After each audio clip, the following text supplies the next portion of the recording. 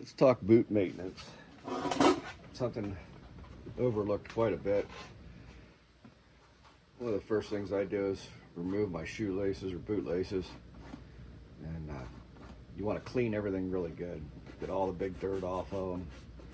And then I use a conditioner, Kiwi conditioning oil. You can use mink oil. Mink oil works really good. Looks like this. You just put it in with a brush.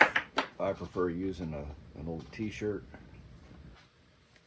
Just grab some and work it in that leather real good. We'll work it in the seams.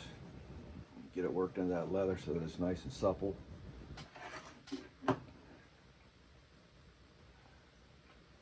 Just like that. Hopefully you can see that real good. You can see how these dry boots just soak this up.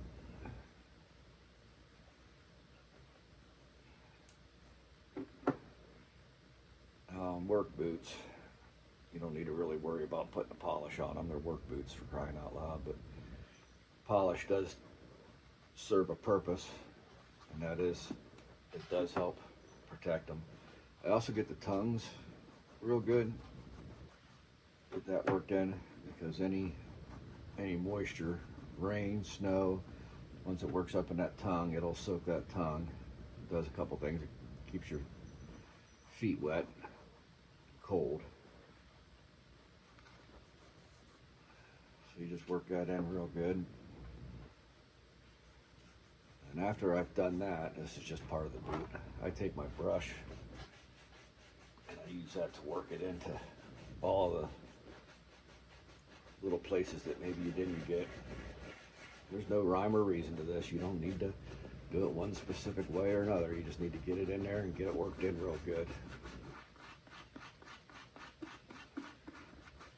Especially the seams.